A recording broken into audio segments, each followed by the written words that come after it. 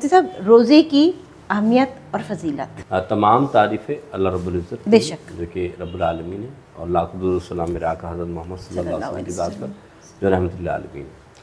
بہن، قرآن میں اللہ تعالیٰ نے واضح فرمایا یا ایھا الذین آمنوا کتب علیکم الصیام کما کتب علی الذین من قبلکم لعلکم تتقون. اے ایمان والو، تم پر روزے فرض کیے گئے.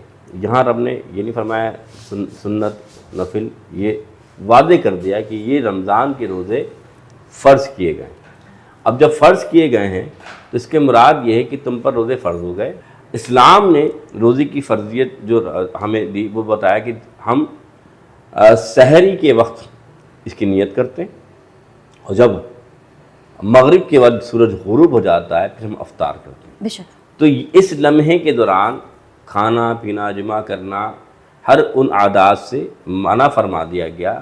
دیکھا جائے کھانا پیا عام طور پہ آپ کر سکتے ہیں، لیکن رمضان میں رکتے اس لیے ہیں کہ آپ روزے سے ہیں. صحیح. اب روزہ یہ اللہ کے رسول صلی اللہ علیہ وسلم نے فرمایا کہ اللہ کے رسول کی حدیث ہے الصوم لی وانا اجزی بہ. اللہ کے رسول فرماتے ہیں، اللہ نے فرمایا کہ روزہ میرے لیے ہے اور میں ہی اس کی جزا دوں گا. مثال کے طور پہ آپ اور ہم بیٹھے ہوئے، نماز ظاہری عبادت ہے کہ کوئی پڑھتا نظر آتا ہے، صحیح بات لیکن ہے. ہم میں سے ابھی کسی کو یہ علم نہیں کہ میں روزے سے ہوں یا آپ روزے سے یا ہمارے کیمرہ مین بھائی وہ روزے سے، کیونکہ یہ بدنی عبادت ہے لیکن یہ چھپی ہوئی عبادت ہے جو ظاہر نہیں ہوتی. لیکن رمضان کیونکہ فرضیت کا ہے تو اس لیے لازم ہے ہر مسلمان پر، عاقل و بالغ پر روزہ رکھنا جو بالغ ہو گیا. اور سب سے بڑی بات، روزے کی فرضیت کا انکار کرنے والا کافر ہے، اور جان بوجھ کر روزہ رکھنے والا وہ گناہ گار ہے. سب سے پہلی بات رسول اللہ کی حدیث ہے. حضور اکرم صلی اللہ علیہ وسلم نے فرمایا، حضور ممبر رسول پہ چڑھ رہے ہیں اور چڑھتے ہوئے حضور آمین کہہ رہے ہیں.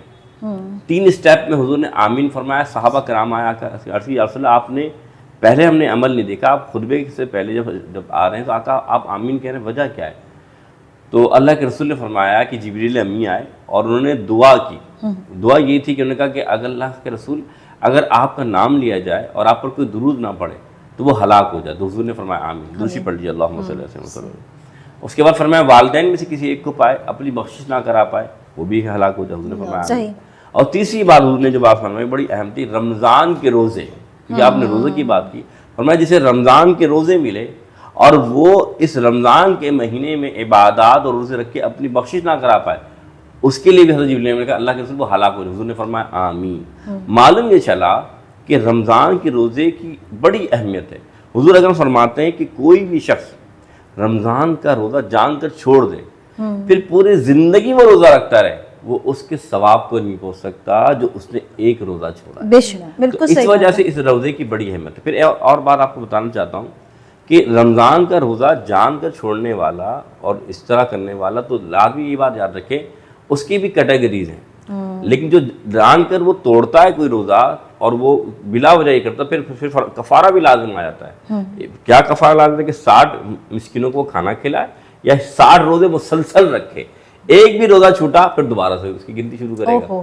تو اب یہ معلوم چلا کہ اتنی اہمیت ہے، امپورٹنس ہے اس روزے کی، لیکن ہم اس بات کو سمجھ نہیں رہے ہوتے. اور یہاں تک کہ رسول کریم صلی اللہ علیہ وسلم جو بڑی اہم بات ہے، سفارش کرنا آسان نہیں ہوتا اللہ کے سامنے، لیکن روزہ ایسی شے ہے کہ روزے میں صرف سفارش کرے گا یا اللہ اس نے آپ کے لیے روزہ رکھا، اے اللہ اس کے گناہوں کو معاف فرما دو. یعنی روزہ ڈھال بھی بن جائے گا، سفارش بھی کرے گا. تو حدیث سے مراد یہ بھی کہ اگر آپ چاہتے ہیں کہ کوئی آپ کی سفارش کرے، ہر کوئی کہے گا بھائی میرے گناہ زیادہ ہیں.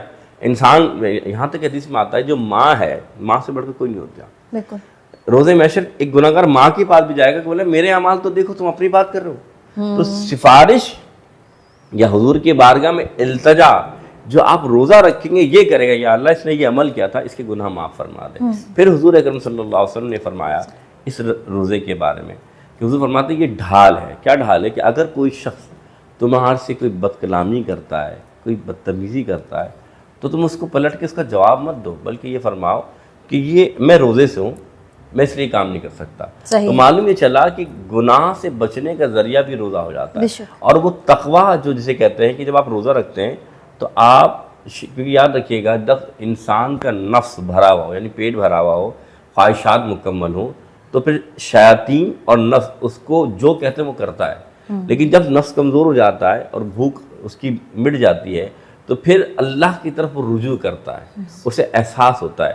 پھر آخری بات جو میں آپ سے عرض کرنا چاہتا ہوں, حضور اکرم صلی اللہ علیہ وسلم فرماتے ہیں جب بندہ روزے سے ہوتا ہے تو جو انسان کی بھوک کے میدے سے خوشبو اٹھتی ہے, وہ فرماتے ہیں اللہ کو مجھ کو عنبر سے زیادہ پسند ہے. لیکن ایک اور بات سمجھانا چاہتا ہوں کہ شرعی طور پہ فقہی مسئلہ ہے کہ اگر آپ روزے میں ہیں تو ایسا نہیں کہ آپ دانت نہ صاف کریں, آپ برش نہ کریں, لیکن وہ کہتے ہیں بھائی روزہ رکھ لیا تو میں نہیں, برش بھی کر سکتے لیکن ذرات اس کے نہ جائیں. اس کا آپ مسواک استعمال کریں, مسواک کا استعمال اس سے آپ کریں. مطلب پھر ایک بات اور میں سمجھانا چاہتا ہوں, اگر کوئی شخص, شرعی مسئلہ بیان کرنا چاہتا ہوں, غلطی سے بھولے سے کھانا کھا لیتا ہے, پورا کھا لیتا ہے, تو اس کا روزہ نہیں ٹوٹتا, بلکہ وہ اللہ کی سب سے ایک رحمت انعام ہوتی ہے کہ وہ بندہ اپنی بھوک میں اتنا شدید ہوتا ہے, اللہ بھلا دیتا ہے کہ وہ روزے سے ہو, تو اس سے روزہ نہیں ٹوٹتا. ہاں جان کے کوئی عمل کرے تو ظاہر سی بات روزہ ٹوٹتا ہے. کن لوگوں کا حکم ہے کہ وہ روزہ نہیں رہ سکتے؟ ایک تو پیگنٹ خواتین جو ہوتی ہیں ان کے لیے حکم ہے, دودھ جو مائیں پلاتی ہیں ان کے لیے بھی حکم ہے کہ وہ بعد میں, مسافر کے لیے حکم ہے وہ بعد میں رکھ لیں, بیمار ہیں تو بعد میں گنتی پوری کریں. اسی طریقے سے ہمارے یہاں ایک اور وضاحت کرنا چاہتا ہوں کہ جو حضرات اس عمر کو پہنچ گئے کہ ان کی طبیعت میں بیماری یا بیمار ہونے کا خدشہ ہو, یعنی بزرگ ہو جاتے ہیں, تو ان کے لیے حکم یہ کہ وہ روزانہ کی بنیاد پہ ایک فدیہ دے دیں. فدیہ کیا ہوتا ہے؟ جیسے فطرے کی رقم ہوتی ہے نا, ایک مسکین کو کھانا جو آپ کھلاتے ہیں, یعنی کہ 2 کلو آٹا یا گندم, وہ آپ روزانہ کی بنیاد پہ وہ بزرگ یا وہ شخص وہ دے دے تو اللہ تعالیٰ اس پر اجر عطا فرماتا ہے.